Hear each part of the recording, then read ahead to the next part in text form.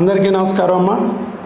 మీ అందరూ కూడా ఒక భగవంతుడు పిల్లలు లేరని మీ బాధను చూసి కన్యలను చూసి మరి మిమ్మల్ని ఈ అవమానాల నుంచి బయటపడేయడానికి ఒక వీడియో ద్వారా స్నేహితుల ద్వారా బంధువుల ద్వారా ఐవీఎఫ్ లేని దారి ఆపరేషన్ లేని దారి ఒక దారిలోకి ఇక్కడికి తీసుకొచ్చాడు. ఆయన తీసుకురాకపోతే మీరు రారు.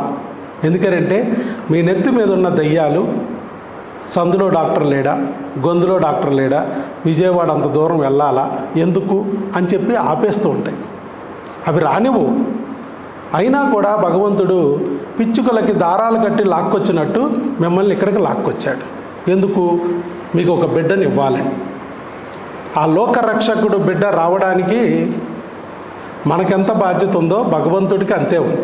సృష్టికర్త దేవుడు. ఒక బిడ్డని భగవంతుడు ఇవ్వడానికి కిందకి ఆయన వచ్చి కనలేడు. కనడానికి మీ జంటని ఎన్నుకున్నాడు. ఆ బిడ్డని ఇవ్వడానికి కిందకు వచ్చి ఆయన ఇవ్వలేడు. ఇవ్వడానికి వైద్యం నారాయణ హరిగా నన్ను ఇక్కడ పెట్టాడు. సో మన ఇద్దరిని కలపాలి. ఎందుకంటే నీకు బిడ్డ కనాలనే కోరికున్నా ఆ బిడ్డని కనడం ఎలాగో, ఆ బిడ్డని పొందడం ఎలాగో దారి తెలియక దారి తప్పిపోయావు. దారి తప్పిపోయిన బిడ్డని తండ్రి ఎలాగైతే ఒక మాస్టర్ గారికి అప్పచెప్పి చక్కగా ఒక మాస్టర్ గారికి అప్పచెప్పి దారిలో పెట్టి వాళ్ళు భవిష్యత్తు బాగుండేటట్టు ఎలా అయితే తండ్రి చేస్తాడో భగవంతుడు కూడా ఇవాళ అలాగే మిమ్మల్ని కూడా బిడ్డ పొందాలనే కోరికున్న దారి తప్పిపోయారు, ఎలా బిడ్డను పొందాలో తెలియక ఇబ్బంది పడుతున్నారని ఆయన దగ్గరుండి ఒక పిచ్చుకలకి దారం కట్టి లాక్కొచ్చినట్టు లాక్కొచ్చి ఇక్కడ నాకు అప్పచెప్పాడు. ఇదంతా భగవంతుడు చేస్తున్న కార్యక్రమం. కాకపోతే ఇక్కడ విషయం ఏంటంటే మీరు కన్నీళ్లు కార్చినా, అవమానాలు పడినా, బాధలు పడినా ఆ నెత్తి మీద ఉన్న దెయ్యాన్ని దింపుకోవడం వల్ల భగవంతుడు మిమ్మల్ని చూడగలిగాడు. ఆ నెత్తి మీద ఉన్న దెయ్యం దింపుకోకపోతే మరి మనం భగవంతుడు మన దగ్గరికి చేరలేడు. పడ్డవాడు ఎప్పుడు చెడ్డవాడు కాదు, భగవంతుడికి దగ్గరగా ఉన్నవాడు. ఆ భగవంతుడే మరి మిమ్మల్ని మీ బాధల్ని చూసి కనికరించి ఇక్కడికి తీసుకొచ్చాడు. కాకపోతే దెయ్యం మిమ్మల్ని వదలదు, మీ వెనకాలే వెంటాడుతూ ఉంటుంది. ఇక్కడ డాక్టర్ గారు రాలేదు, చూడలేదు, లేకపోతే లేట్ అయ్యింది, పద వెళ్ళిపోదాం, ఎందుకు ఇక్కడ అనవసరంగా ఇక్కడికి వచ్చావు అని చెప్పేది లాక్కెళ్ళడానికి ప్రతి నిమిషం ప్రయత్నిస్తూ ఉంటుంది. ఎందుకు? భగవంతుడు ఇక్కడ తీసుకొచ్చాడు, నీకు బిడ్డ ఇచ్చాడంటే నువ్వు మాతృదేవత పితృదేవత అవుతావు, దేవుళ్ళు అయిపోతారు. దేవుళ్ళు అయితే ఆ దెయ్యానికి ఇష్టం ఉంటుందా? దానికి ఇష్టం ఉండదు. నువ్వు దేవుడి వైపు వెళ్తే ఆవిడకి ఎందుకు ఇష్టం ఉంటుంది దెయ్యానికి? అందుకే ఆ దెయ్యం అనుక్షణం నీలో పొగరని లేపుతూ ఉంటుంది, అసహనాన్ని కలిగిస్తూ ఉంటుంది, అలాగే ఉక్రోషాన్ని కలిగిస్తూ ఉంటుంది.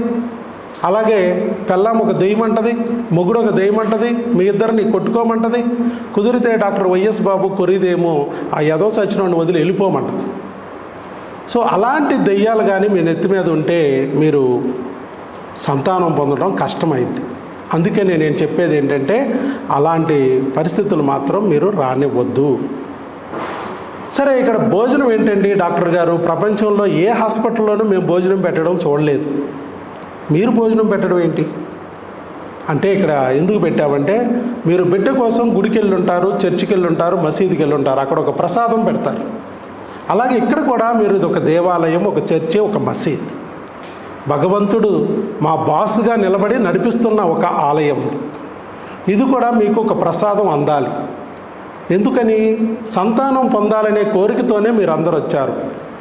ఆహారం అనేది సంతానం పొందాలన్న వాళ్ళకి ప్రధానమైన ముడిసరు. అన్నం పరబ్రహ్మ స్వరూపం అంట. మీరు ఆహారం ద్వారానే vitamins, minerals, nutrients, trace elements, antioxidants నీ శరీరానికి అంది అది నీ వీర్యకణం కింద, నీ అండం కింద మారి రేపొద్దున రెండూ కలిసి పిండం కింద నీ బిడ్డ కిందగా ఎదిగి నీ చేతిలోకి వస్తుంది. అంటే నీ బిడ్డ రావాలంటే ఆహారమే మూలాధారం. మీరు ఇవన్నీ గుర్తుపెట్టుకోవాలి. ప్రపంచంలో ఎక్కడా రాని ప్రెగ్నెన్సీలు డాక్టర్ వైఎస్ బాబు దగ్గర ఎలా వస్తున్నాయి అంటే డాక్టర్ వైఎస్ బాబు వైద్య విధానమే చాలా డిఫరెంట్గా ఉంటుంది. మిగతా హాస్పిటల్ లాగా ఉండదు. మిగతా హాస్పిటల్ అంతా మీరు రాగానే మందులు ఇవ్వటమో, ఐవీఎఫ్లు చెప్పడమో, ఆపరేషన్లు చెప్పడమో చేస్తూ ఉంటారు. ఇక్కడ అలా కాదు.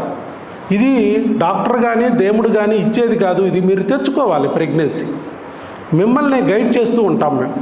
మీరు ఎలా దేవుణ్ణి మెప్పించాలి, ఎలా మిమ్మల్ని మీరు మార్చుకోవాలి, ఎలా మీరు ఈ బిడ్డని తెచ్చుకోవాలనేది మేము చెప్తూ ఉంటాం అనుక్షణం. కాబట్టి మీరు ఆ పద్ధతిని ఫాలో అయితే ఖచ్చితంగా సంతానం పొందుతారు. ఆల్రెడీ మనం కౌన్సిలింగ్లో చెప్పాం.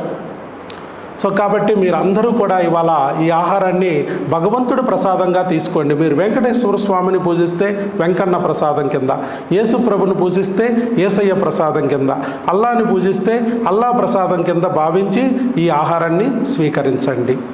అట్లాగే ఈ ప్రసాదం స్వీకరించే అదృష్టం కలగడం కూడా మనం యోగ్యత ఉంటేనే కలుగుద్ది. అది తినాలన్నా అదృష్టం ఉండాలి. ప్రతి మెతుకు మీద అది తినేవాడి పేరు రాసి ఉంచుతాడు భగవంతుడు. అర్థమైందమ్మా? అంత ఈజీగా అయితే దొరకదు. నువ్వు తిందామని ప్రయత్నించినా తినడానికి మెతుకు లేక కొన్ని వేల మంది బాధపడుతూ ఉన్న సందర్భం.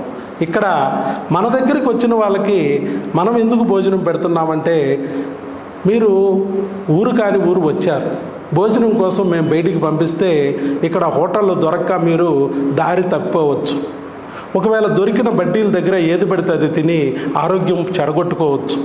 అలాంటిది మీకే మేము భోజనం తీసుకొచ్చి పెడితే చక్కగా మీకు సౌకర్యవంతంగా ఉంటుందని చెప్పి ఒక అమ్మ మనసుతో ఆలోచించి మేడం గారు ఇలా భోజనం తెప్పించి పెడుతున్నారు. ఇది ఆగస్టు 2025 నుంచి ఇప్పుడు వరకు, అంటే దాదాపు 7 నెలల నుంచి నిత్య అన్న ప్రసాద వితరణ కార్యక్రమం కింద మన హాస్పిటల్కి ఎంతమంది పేషెంట్లు వస్తే వాళ్ళందరికీ భోజనం పెడుతున్నాం. 50 నుంచి 180 వరకే పెట్టాం ఇప్పుడు వరకు. ఇవన్నీ కూడా మేము ఎందుకు చేస్తున్నామంటే, ఇది భగవంతుడు మిమ్మల్ని మాతృదేవతగా పితృదేవతగా మార్చడానికి మా దగ్గరికి అతిథులుగా పంపించాడు. కాబోయే మాతృదేవతలకి పితృదేవతలకి భోజనం పెట్టుకునే అదృష్టం మాకు కలిగించాడనే భావనతో మేము ఈ కార్యక్రమం చేయిస్తాం. అలాగే ఇంకొక విషయం మీరు గుర్తుపెట్టుకోవాలి. ఆఖరి పాయింట్ ఏంటంటే, ఆహారం అనేది చాలా ముఖ్యమని చెప్పాను. కానీ మీరు ఎందుకు జాగ్రత్త తీసుకోవాలంటే, ఆహారంలో 3 రకాలైన జాగ్రత్తలు గట్టిగా తీసుకోవాలి నీకు పండంటి బిడ్డ పుట్టాలంటే. నంబర్ 1, ఆహారం వండేటప్పుడు నాకు ఇది బిడ్డ మారబోతుంది అన్నట్టుగా ఆలోచన చేస్తూ వండుకోవాలి. ఆహారం తినేటప్పుడు ఇది భగవంతుడు ప్రసాదము నా బిడ్డగా మారబోతుంది అన్నట్టుగా భావించి తీసుకోవాలి. ఆహారము అందుకునేటప్పుడు మంచి చేతుల మీదగానే ఆహారం అందించాలి. దుర్మార్గులు, దుష్టులు, మరి అలాగే నీ మేలు కోరని వారు, నీ శత్రువులు, నీ కీడు తలంచేవాళ్ళు, ఇలాంటి దుర్మార్గుల చేతుల మీదుగా మీరు ఎప్పుడు ఆహారం స్వీకరించకూడదు. ఎలాంటి వాళ్ళ చేతి మీదుగా తీసుకోవాలి? మీ అమ్మ చేతి మీదుగా, నీ భార్య చేతి మీదుగా, నీ మేలు కోరేవారి చేతి మీదుగా, నీ బాల్య స్నేహితుల చేతి మీదుగా, నీ శ్రేయోభిలాషుల చేతి మీదుగా, అలాగే దేవుళ్ళ లాంటి మనుషుల చేతి మీదుగా మాత్రమే ఆహారం తీసుకోవాలి. ఇప్పుడు మన పులిహార తిన్నాం, వట్టి పులిహారే, అదే పూజారి గారి దగ్గర తీసుకుంటే ప్రసాదం. మనం ద్రాక్షరసం తాగాం రోడ్డు మీద, వట్టి జ్యూసే, కానీ అదే పాస్టర్ గారి చేతుల మీదుగా తీసుకుంటే బ్రెడ్ ద్రాక్షరసం ప్రసాదం. అలాగే ముస్లింలు హలాల్ చేస్తారు. ప్రతి మతంలో ఉందమ్మా. ఇవేంటి ఇలాంటి పని చెప్తున్నాడు ఈయన, ఒక వెరైటీగా ఉన్నాడు, తిక్కగా మాట్లాడుతున్నాడు, ఎటెటో చెప్తున్నాడు ఈయన అనుకోకండి. మనం అందరం ఆక్సిజన్ పీల్చి బతుకుతున్నామమ్మా. ఆక్సిజన్ చూపించంటే ఎవరికి కనపడదు, కానీ లేదు అనుకోవద్దు. ఇదంతా సైన్సే. మన పూర్వీకులు మన మతాలు అన్నీ పాటిస్తున్నాయి.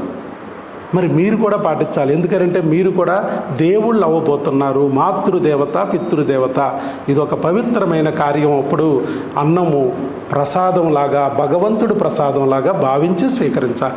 ఈ మాట చెప్పడానికే మిమ్మల్ని ఇక్కడ కూర్చోబెట్టాం. అలాగే మీరు ఆహారం తీసుకునేటప్పుడు అలాగే సలాడ్లు తీసుకోండి, అలాగే చట్నీలు తినొచ్చు, మరి సాంబార్ అన్నము, బిస్మిల్లాబాత్ ఉంది, అట్లాగే కర్డ్ రైస్ ఉంది, లేకపోతే ఓదలు తినొచ్చు, సామలు తినొచ్చు, అరికెలు తినొచ్చు, అన్నం తినొచ్చు, గోధుమలు తినొచ్చు, ఏదైనా తినొచ్చు. భగవంతుడు ఇచ్చిన అన్నీ కూడా మార్చి తీసుకోవచ్చు. అట్లాగే మీకు దాంట్లో ప్రీబయాటిక్ ప్రోబయాటిక్ ఉండే పెరుగన్నం ఉంది, కర్డ్ బాత్ ఉంది, కర్డ్ రైస్, ఇట్లా అన్నీ. స్వీట్ ఉంటుంది, అలాగే హాట్ ఉంటుంది, అప్పడాలు ఉంటాయి, వడియాలు ఉంటాయి. ఇలాంటివన్నీ కూడా దాంట్లో మరి మిక్స్ చేసి పెట్టబడింది సమతుల్య ఆహారం.